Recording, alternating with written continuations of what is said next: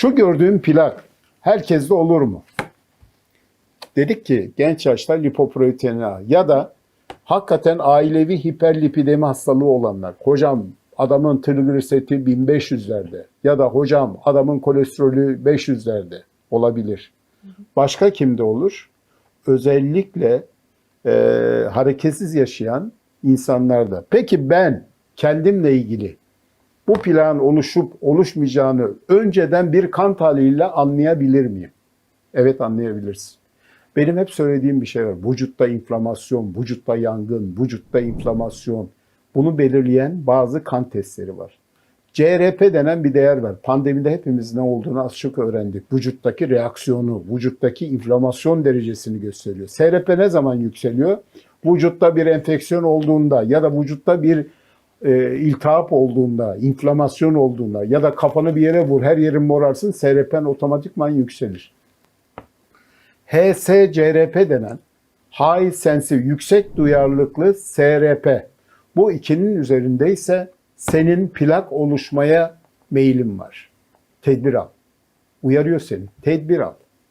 Hocam lipoprotein A'ya baktırdım. Kolesterol profiline baktırdım. HSCRP'me baktırdım. Başka nelere baktırmalıyım? Aslında soru bu. Başka nelere baktırmalısın? İnsülin direncin var mı yok mu? Mesela açlık kan insülin düzeyine baktır. 5'in üzerindeyse risk faktörüm var. Hocam ben kolesterol değerlerime baktırdım. Total kolesterolüm 300. Oo, çok yüksek. Ben mahvoldum. İyi huylu kolesterolüm kaç? Hocam 80. Sende hiçbir şey yok, korkma. Önüne bak. Niye? İyi kolesterol, total kolesterole böldüğünde 5'in altındaysa hiç korkma, sana bu dünyada ölüm yok. Ama 5'in üstündeyse risk faktörüm var. Yani total kolesterolün yüksek olması bir şey ifade etmiyor. Yeter ki iyi kolesterolün 50'nin üzerinde ya da 60'ın üzerinde olsun. İnanılmaz faydalı. Mesela öyle insanlar var ki kolesterolü 350 ama HDL dediğimiz hayırlı kolesterolü 85. Bu adama kolay kolay bir şey olmuyor. Peki hocam, bu kolesterol doğal yöntemlerle nasıl kontrol altına alınabilir? Hastalar neye dikkat etmeli daha çok? Şimdi normalde doktorluğun en kolayı ilaç yaz gönder, tetkik iste gönder. Haftaya gel ilacını değiştirelim. Bir sonraki haftaya gel ikinci ilaca geçelim. Bir sonraki haftaya gel üçüncü ilaca geçelim. Halbuki doğrusu şu. İnsanların yaşam tarzı, beslenmesi, genetik yapısı, kötü alışkanlıklarıyla ilgili ve yaşı ve menopoz, özellikle kadınlarda menopozla ilgili oturup konuşmamız lazım. 5 dakika. Bunu nasıl yapacağız? Bakın, 2 kol, 2 bacaktan tansiyon ölçüp ankıl bırakıp bu senin yaşam tarzın hakkında. İşte hocam ben her gün yürüyorum.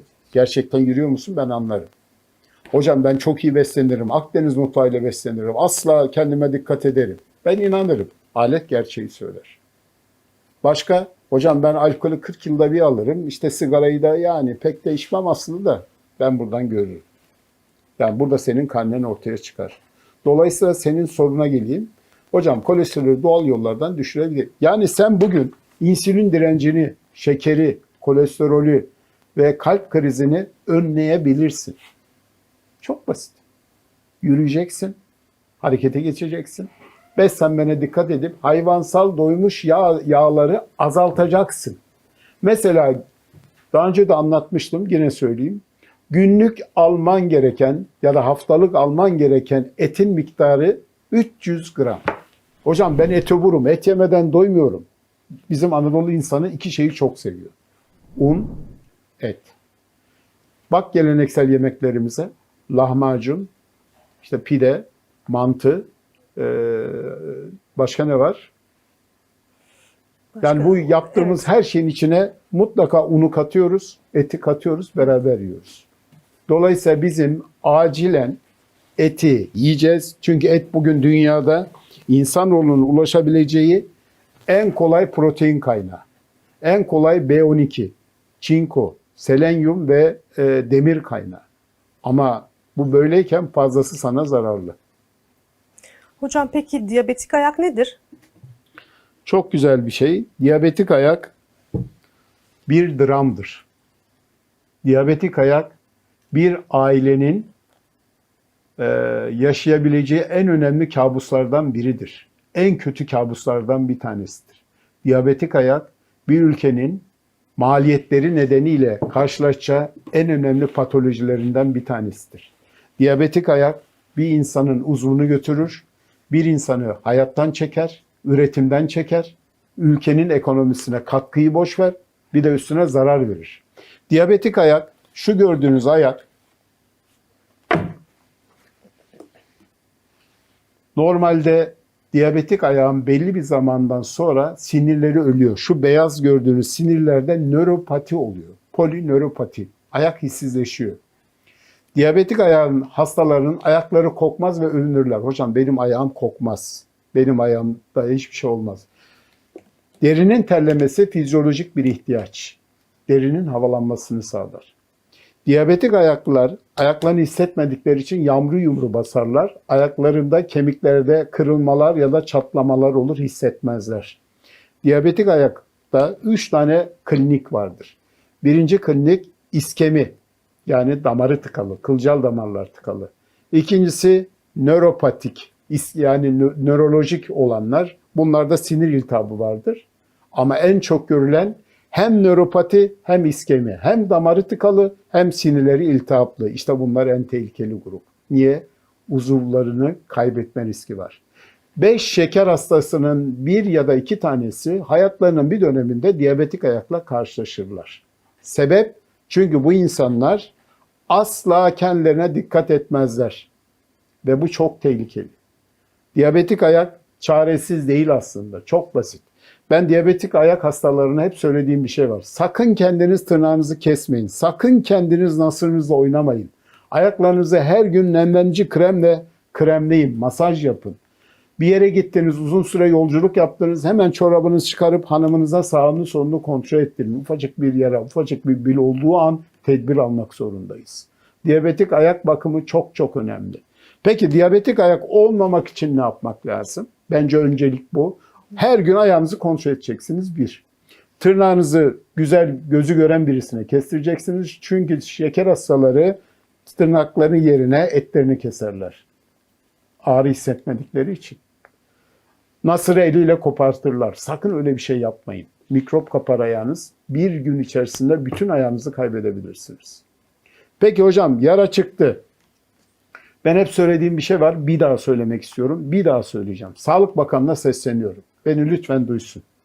Diyabetik ayak hastaları randevu alıp aylarca bekleyecek hastalar değil. Bunlar acil hastalar.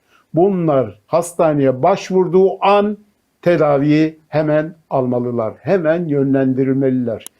Diyabetik ayak hastaları maalesef itilmiş, kakılmış gibi o klinikten o kliniğe tenis topu gibi atılır. İşte diyabetik ayağı olan hasta önce cerrahiye gider. Cerrahi benimle ilgisi yok der, enfeksiyona gider. Enfeksiyon dahiliyeye gönderir. Dahiliye endokrine gönderir. Endokrin plastik cerraha gönderir. Plastik cerrah kalp damara gönderir. En son ortopediye gider. Ayağının tamamını kaybetmiş olur hasta. Bu dediğim süreç aylarca sürer. Ya da cildiyeye gitti. Hocam tırnağında ufak bir şey vardı babamın. İşte ne oldu sonra? Etini kesmişti. Hafif bir morardı. Cildiye buraya bir krem verdi. Sonra bir masaj yaptı. Sonra ne oldu?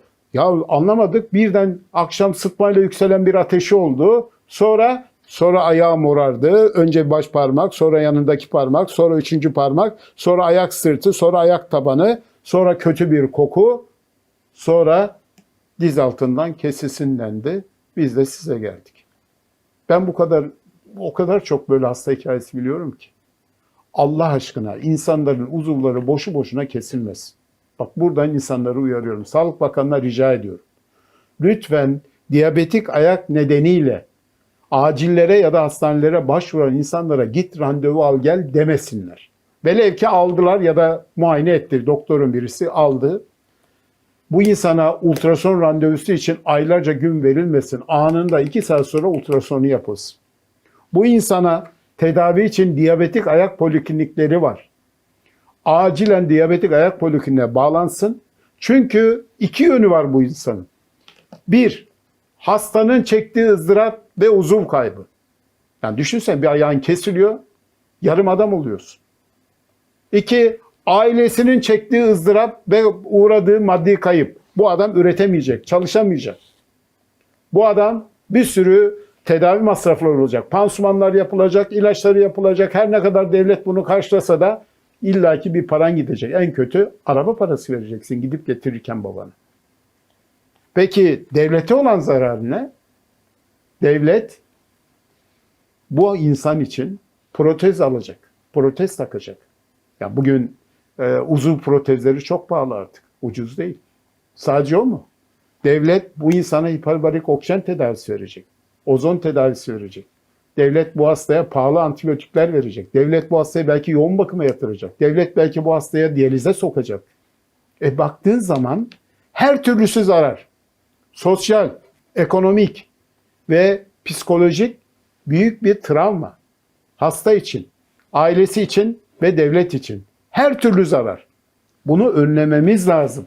Nasıl önleyeceğiz? Çok basit. Tedbir alacağız. Önce bu insanları bilinçlendireceğiz. Biz hedefimiz yara çıktı. Şunu da söyleyeyim. Türkiye'de artık kılcal parmağına, baş parmağa kadar damarları açabiliyoruz. Damar tıkanıklığını giderebiliyoruz. Yara bakımında inanılmaz güzel şeyler yapıyoruz. Ne yapıyoruz? Her türlü yara bakım, Amerika'da uygulanan yöntemlerin aynısını Türkiye'de artık uyguluyoruz. Ama bunlar hep pahalı, ciddi süreçler. Zahmet isteyen, biraz eziyetçi isteyen şeyler. Hedef buralara gelmeden acilen duyurularla, televizyon, bu kısa spot reklamlarla insanlara şeker hastalığının önemi, şeker hastalığının komplikasyonları, şeker hastalığında uzuv kaybının nelere yol açacağını dramatik bir şekilde anlatmamız lazım. Belediyelere buradan iş düşüyor. Belediyeler bizim gibi hocaları bir bedel karşılıksız çağırsınlar, konferanslar verelim. İnsanları hakikaten genç çocuklar bunu öğrensinler, babalarına, annelerine bu dediklerimizi yapsınlar. İş işten geçtikten sonra ne yapsak boş. Maalesef hocam. Peki tedavisi nasıl yapılır ve tedaviyle tamamen düzelen bir hastalık mıdır bu? Yani şöyle, bu hastaların %50'si maalesef ayaklarını kaybederler. Doğru tedavi edilmezlerse. Ya da parmaklarını kaybederler. Ya da ayağın yarısını kaybederler. Dolayısıyla bizim hedefimiz tırnağını bile kaybetmeden bunları kurtarmak. Hocam, bu hastanın damarı tıkalı. Damarını açmak lazım. Hocam, bu hastada ciddi bir nöropati var. Sinir iltihabı var. Ayağını hissetmiyor. Bu insanlara yapmamız gereken şey acilen kiloluysa kilo verdireceğiz. Yürüyüş yapacağız. Diyetini sıkı. 3 aylık şekerini 5,5'a düşüreceğiz. Nokta. 5,5. Bunu sağlayacağız. Çünkü diyabetik ayak olan hastaların hiçbirisi diyetlerine dikkat etmiyorlar. Geçenlerde bir meslektaşıma ameliyat ettik diyabetik ayaktan dolayı. Ayağı kesilmek üzereyken kurtardık. Bize geldi geçen gün. Şekerini ölçtük. 350. Ne yaptın sen? Hocam ben doktorum ama dayanamadım. 1 kilo dondurma yedim. İşte bu insanlar böyle yapıyor. Yine bir örnek vereyim.